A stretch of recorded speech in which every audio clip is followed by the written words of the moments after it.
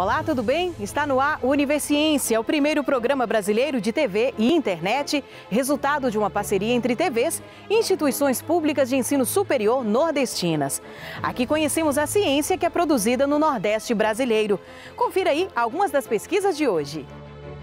Estudo da Universidade Estadual do Piauí pode ajudar no tratamento de doenças vasculares. Uma pesquisa da Universidade Federal de Sergipe investiga a relação entre tonturas e zumbidos com a pandemia. E ainda, você vai saber o que é e quais os benefícios da biorremediação.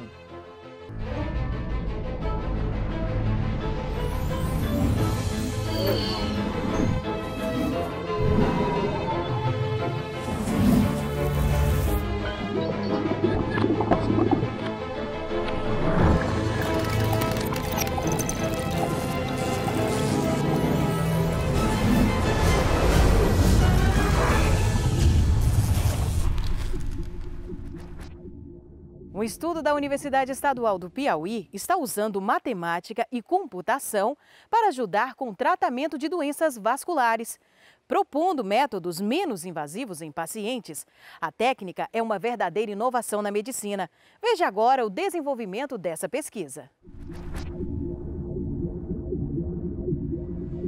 O principal objetivo da pesquisa é, através desse processo de recuperação de imagens de ressonância magnética ou angiografia, trazer para ambientes reais em que nós podemos manipular de forma computacional e matemática. O que seria essa manipulação? Então imagina que nós temos um sistema vascular com algum tipo de deformidade. Então, suponhamos que o médico detecte numa ressonância que tem um problema. E esse problema pode estar afetando a velocidade sanguínea, a pressão, e isso tudo são em combinação, são indicativos de diversos problemas. Dentre eles, claro, em determinadas regiões, pode gerar problemas de acidente vascular cerebral. Então, o que pode ser feito? Recuperar essas imagens, trazer para o ambiente computacional, consertar essas imagens e verificar se, após esse conserto, essa manipulação, se nós conseguimos ver o sangue evoluir como ele deve escoar de fato. Uma vez que é coletado esse conjunto de imagens, nós conseguimos trazer para um ambiente computacional, nós conseguimos simular como o sangue escoa. Existem parâmetros que medem isso, tipo ecografia Doppler, avalia pontualmente a velocidade do sangue, a pressão e tudo mais. Então, dá para gerar programas computacionais que simulem como o sangue está escoando e para ver, por exemplo, se realmente é tão próximo de uma ecografia. Claro, ajustando parâmetros ideais, nós conseguimos uma aproximação muito boa de situações reais. Ou seja, nós conseguimos, em ambientes simulados, aproximar de avaliações num ser humano vivo. A gente, através das imagens de ressonância magnética ou angiografia, a gente usa o software que, no caso da aorta, foi o Slice 3D. E aí, por meio dele, a gente seleciona a parte da imagem médica que tem relevância para a geração de malha em questão, no caso do exemplo, a aorta. E a partir dessa seleção, a gente faz uma segmentação, onde a gente tira a aorta a visualização 3D da aorta da imagem. No caso, ela se encontra, na casa da aorta inferior, entre os rins e toda a questão do corpo humano que aparece na imagem. Vai ser retirada somente a aorta e com ela vai ser feita a criação da malha. As malhas são modelos 3D que nós obtemos através das imagens. São imagens de COM, que é um formato específico para as ferramentas que nós usamos, que tem o Simvascular, que é uma ferramenta, ele meio que cria malha a partir dessa imagem, nesse formato de COM, que é tipo um modelo 3D tipo uma ressonância magnética que você faz no hospital mesmo. Só que ela tem volume, que geralmente quando você recebe no hospital é tipo um plano. Essa não, ela é diferente, ela tem tipo 3 dimensões. Aí, a partir das ferramentas, a gente segmenta a imagem e cria uma malha, tipo esse exemplo aqui. Outro ponto é como é feita essa conexão medicina, matemática e computação, né? Então, o primeiro ponto seria uma análise clínica médica. Sugerir um exame, né, que pudesse gerar essas imagens. Após feito isso e diagnosticado um determinado problema, poderia ser enviado para o pessoal da computação para eles tentarem resolver esse problema de forma computacional. Feito isso, resolvendo isso, traria para a matemática para poder programar os dados, né, e fazer as contas para garantir que aquilo que está sendo feito no ambiente computacional, de fato, é uma decisão ótima, né? Em que sentido ótima? É a melhor decisão a ser tomada dentre possibilidades boas.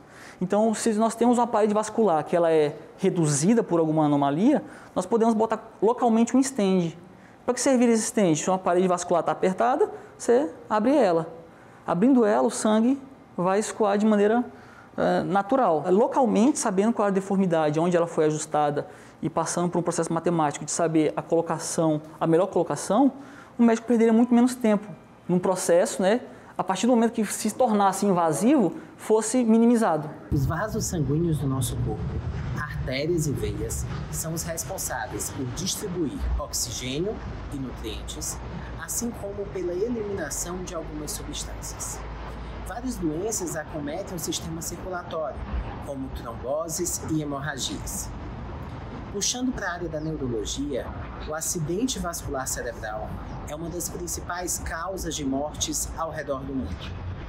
Eles se dividem em dois tipos: o acidente vascular isquêmico, em que ocorre a parada da circulação em algum vaso, e o acidente vascular cerebral hemorrágico, em que ocorre um sangramento. É preciso ressaltar que essa pesquisa ela é uma pesquisa que não está em fase clínica. Ela visa transformar os vasos vistos na ressonância magnética em equações matemáticas e, a partir disso, descobrir qual o fluxo, a viscosidade do sangue e a pressão arterial ideal para cada paciente. Uma vez que a gente consiga fazer isso, pode ser possível diminuir sequelas e mortes relacionadas ao acidente vascular cerebral. É a ciência contribuindo para a descoberta de novos tratamentos para a medicina. E depois do intervalo, pesquisadores da Universidade Federal de Sergipe investigam a relação entre tonturas e zumbidos com a pandemia. A gente volta já já.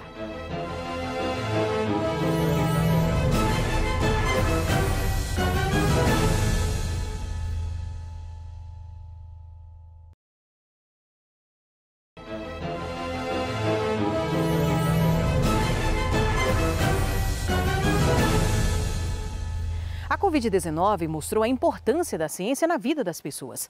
Além da vacina e do tratamento eficiente, pesquisas buscam respostas para os efeitos da pandemia.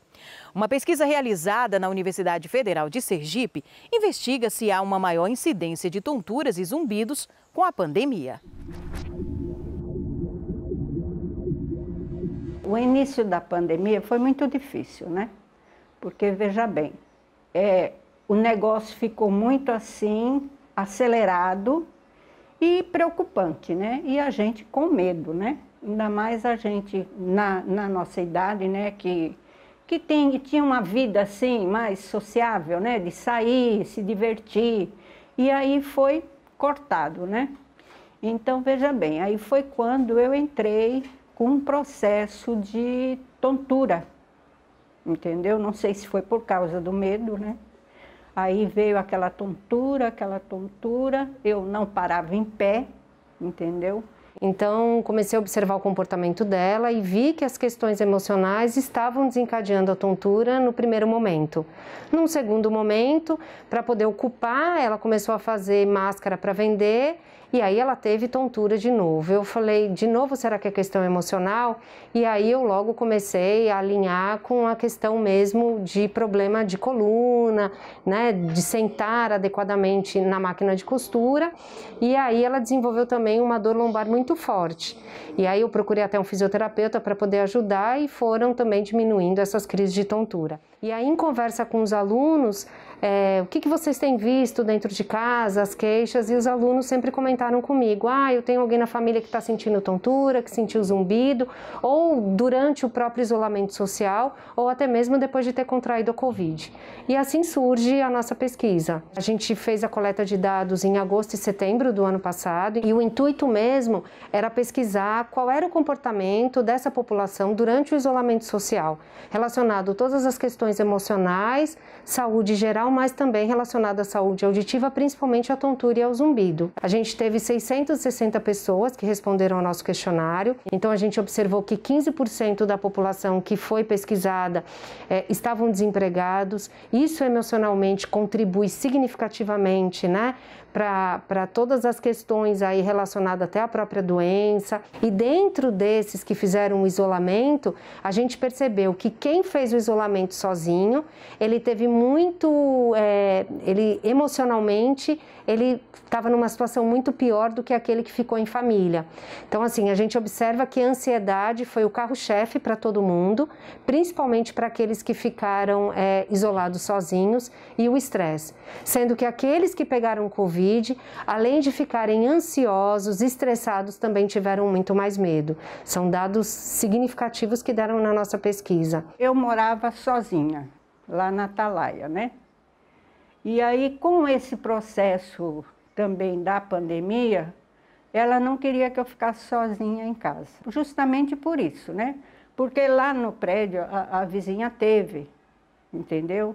E a mãe dela veio a falecer também, né? A gente observa, né, que uma das vertentes aí para o zumbido e para a mesma tontura, então o que pode desencadear são problemas emocionais e também estão muito aí associados também com relação ao problema de coluna. Mas existem descritos na literatura que a Covid, o vírus, o SARS-CoV-2, ele se instala no sistema nervoso central. E isso ele pode gerar uma repercussão muito grande no sistema nervoso central como um todo. E também pode agir negativamente, né, nos canais semicirculares, alterando toda essa condição da nossa orelha interna e gerando aí esses sintomas auditivos e vestibulares, que é a tontura e que é o zumbido. Então, os dados mostram realmente que a população apresentou tontura, apresentou zumbido. Observamos que 20,7% apresentaram dor na coluna, que foi desencadeada no período do isolamento social. Além disso, 9,5% apresentaram zumbido e 9,7% apresentaram tontura, sendo que muitos também relataram, acima de 8%, relataram que o problema agravou. Então, ele já tinha o problema e o problema piorou durante o período de isolamento social. Então, acho que detectar, diagnosticar esses pacientes nessa fase agora é muito importante para poder até atuar melhor nessa qualidade de vida deles, numa vida aí para frente. Então, hoje, o que eu fiz, né? Estou morando com ela, desfiz lá do apartamento, né? Entendeu? Aí vim de mudança para cá. E aí agora a gente está para vender o apartamento e vou ficar definitivo aqui. Que para mim é melhor que eu tenha uma pessoa que cuida, né? Que está mais próximo e eu ajudo ela, né? Que eu também tenho um netinho e eu ajudo ela. Então vai ocupando a cabeça também, a minha cabeça, né? Eu não fico tão só pensando bobagem, né? Porque cabeça, quando está só pensa bobagem, né? Uma outra contribuição da pesquisa para a sociedade vem do Laboratório de História e Memória da Esquerda e das Lutas Sociais, Labelu, da Universidade Estadual de Feira de Santana, na Bahia. O espaço agrega pesquisadores de história dos mais diversos níveis de pesquisa.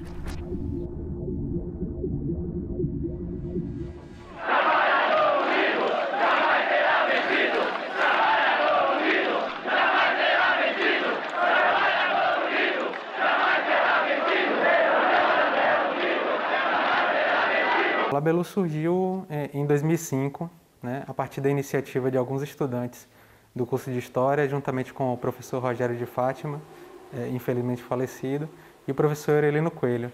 Era um grupo de estudantes que tinha interesse em pesquisar política, movimentos sociais em Feira de Santana e na Bahia, e o curso não oferecia esse espaço, né? Um laboratório, como a gente entende a palavra, né? Laboratório como espaço de labor, espaço de trabalho, espaço de ofício de história. Então a gente resolveu criar esse espaço para poder empreender pesquisas no sentido de entender melhor os movimentos sociais, a história da esquerda, das lutas dos grupos subalternos. Geralmente a gente tem a imagem do laboratório como aquele laboratório de análises clínicas, né? Mas aqui também se constitui como um espaço de labor. A gente trabalha com documentos históricos, seja ele físico ou digitalizado, né? E com bibliografias, com trabalhos com textos historiográficos, textos teóricos, e aí a gente constitui o material de pesquisa dos historiadores. A gente faz pesquisa de campo, né? A gente vai a arquivos, arquivos públicos, arquivos privados também, e algumas pessoas nos procuram para poder doar documentações, né? São documentações pessoais e documentações públicas também, que a gente constitui esse material em que o historiador vai se debruçar para pesquisar a história, né? A gente tem materiais das organizações, né? Não são materiais fáceis de conseguir, porque muitos desses materiais foram apreendidos pela ditadura militar naquele ambiente, né, político intenso, né? Mas alguns materiais foram preservados, né? Um deles está aqui no laboratório, que é o da Organização de Esquerda Política Operária, né? Que a gente conseguiu através de uma doação, e a gente hoje tem a guarda desse material. Então, são materiais difíceis de se conseguir, mas também a gente pode encontrar vestígios, né, da história e da resistência dos trabalhadores em jornais, nos arquivos públicos, né? Então, é um trabalho de busca mesmo, de averiguação, catalogação desses materiais, onde é que eles estão, né, nos partidos políticos, e aí a gente vai juntando toda essa coxa de retalhos, né? E para dar sentido, né? Para ser mais do que uma coxa de retalhos, a gente tem que dar sentido a essa história dessas organizações e desses grupos que lutaram, que resistiram, né? Além desse projeto Guarda-Chuva que eu falei, que é a História e Memória da Esquerda e das Lutas Sociais no século XX, a gente tem 2 projetos ativos, né? Que é o projeto que pesquisa essa organização de esquerda que eu falei, a Política Operária, né? É um projeto que ele pega de 1961, que é o início da organização, e vai até meados da década de 80, né, o recorte temporal do projeto, e pesquisa essa organização, que a gente tem o material documental dela, né? E aí várias pesquisas estão sendo feitas dentro dessa pesquisa maior sobre a Polop, já deu resultados de mestrado, doutorado, nesse sentido. A gente tem também o projeto Um Rio de Lutas, que ele se reporta à história dos grupos que lutaram em torno da instalação da Chesf, né? A Chesf é uma empresa pública que se instalou no Rio São Francisco, e para a instalação dela houve o alagamento da região no entorno, né? Então, muitos ribeirinhos, comunidades indígenas perderam seus territórios, né, de vivência, de tradição, e constitui uma grande luta, né, de reorganização desses povos na região do submédio São Francisco. Então, nós fomos procurados pelos lutadores sociais da região para salvaguardar essa memória e para buscar resguardar, né, a memória da luta dos trabalhadores na região do submédio São Francisco. Então, a gente recebeu esse material e constituímos esse projeto, Um Rio de Lutas. E a gente também trabalha, já teve resultados também de mestrado, e a pesquisa continua. Além disso, a gente tem um projeto que hoje não está institucionalizado, que ele começou como Lutas Sociais em Feira de Santana. E aí deu diversos resultados também de pesquisa, histórias da Feira Livre, da transferência da Feira Livre do Centro para o Centro de Abastecimento, né, das organizações dos grupos dominantes em Feira de Santana, dos trabalhadores. Então, um projeto que deu bastante resultado. O sentido é da preservação mesmo da história desses grupos, né, da história dessas organizações, da história de luta dessas pessoas que resistiram contra o processo de opressão, né? Então, o sentido principal nosso é a preservação da memória e o resgate da história desses grupos e dessas organizações.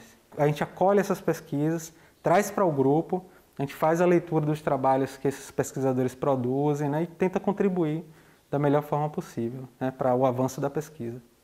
Muitos devem se perguntar por que pesquisar e estudar a história, mas os cientistas são categóricos em afirmar que isso amplia a nossa visão sobre as nossas origens, o nosso passado, o presente, na construção de um futuro ainda melhor. Conhecendo o nosso passado, né, conhecendo nossa história de luta, de organização, a a gente pode enfrentar o futuro com mais clareza, né?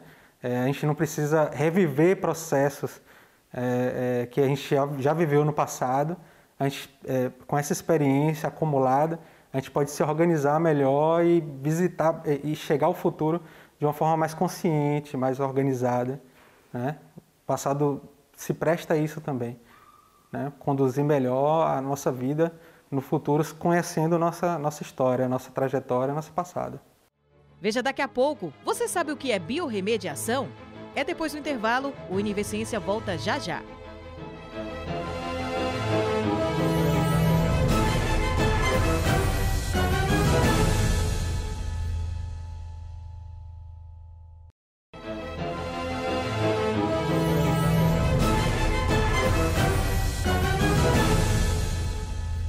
Uma solução simples, eficaz e de baixo custo para despoluir as praias nordestinas contaminadas pelo derramamento de óleo em 2019. Trata-se da biorremediação, um projeto encabeçado pela Universidade Federal do Rio Grande do Norte e desenvolvido em parceria com outras universidades públicas.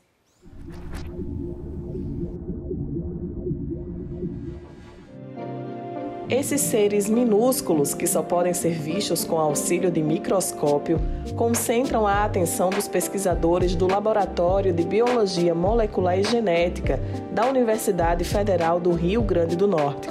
Os cientistas trabalham na descoberta de novos genes dos micro-organismos, capazes de proporcionar mecanismos com aplicação biotecnológica, ou seja, o desenvolvimento de tecnologias a partir de conhecimentos da biologia. Então, o nosso laboratório há mais de 10 anos trabalha com microbiologia e biodiversidade de micro-organismos, principalmente focados em microbiologia de petróleo, porque os micro-organismos participam de vários ciclos biogeoquímicos e estão diretamente relacionados à cadeia produtiva do petróleo, desde a extração do óleo mesmo, porque existe atividade microbiana já no reservatório, e até na distribuição, estocagem, etc. Então, o nosso laboratório se dedica a buscar bactérias a partir de amostras contaminadas com petróleo. Então, a gente vem isolando bactérias, ou seja, identificando espécies a partir dessas amostras ambientais. E com isso, nós temos um banco de micro-organismos no laboratório que a gente vem estudando e caracterizando quanto a essa atividade de degradação do óleo e também da produção de compostos com potencial biotecnológico. E com isso, a gente vem desenvolvendo, então, metodologias de biorremediação baseadas em micro-organismos com atividade de degradação de hidrocarbonetos, de óleo. Essa biodegradação com a eliminação de poluentes a partir do uso de bactérias poderia ser a solução, por exemplo, para remediar o aparecimento de petróleo no litoral brasileiro em 2019, quando toneladas do produto foram encontradas nas praias de diversos estados. E o nosso objetivo é reduzir o impacto que o derramamento de petróleo causa ao meio ambiente. A gente isolou algum desses micro-organismos dessas amostras e está testando juntamente com os micro-organismos que a gente tem aqui no laboratório para verificar se esses micro-organismos juntos eles vão atuar melhor na degradação desse petróleo. Dentro dessa mesma temática e buscando alternativas para os resíduos industriais, pesquisadores do laboratório também desenvolveram a startup Microciclo, com a finalidade principal de apresentar uma solução para o acúmulo de resíduos tóxicos. A Microciclo é uma microempresa de base tecnológica, que surgiu depois de anos de pesquisa na área de microbiologia do petróleo e com uma proposta de colocar um produto biorremediador no mercado. Esse produto é uma mistura de bactérias que tem a formulação líquida ou em pó e que a gente está validando esses dois modelos de negócio. E que tem a função de descontaminar resíduos oleosos gerados por diferentes indústrias. Indústria metalúrgica, petroquímica, siderúrgica, todos esses setores geram grandes volumes de resíduo oleoso que é tóxico, cancerígeno, agride ao meio ambiente e que hoje tem métodos de tratamento que não são ecologicamente amigáveis. Então, a nossa proposta é que essa mistura biorremediadora faça uma descontaminação do resíduo em um período necessário, né, que a empresa demande, essa demanda vem da empresa, na verdade, o período de tratamento, e que a água descontaminada possa ser reutilizada em processos industriais. Então, as perspectivas futuras é a gente obter biorremediadores, né, comerciais. Então, através da startup que a gente fundou aqui no laboratório, a ideia é de produzir esses biorremediadores como mais uma ferramenta no tratamento de resíduos. O Universiência de hoje vai ficando por aqui. Na próxima edição, a gente continua conhecendo todo o trabalho científico do Nordeste brasileiro. Tchau, tchau e até lá!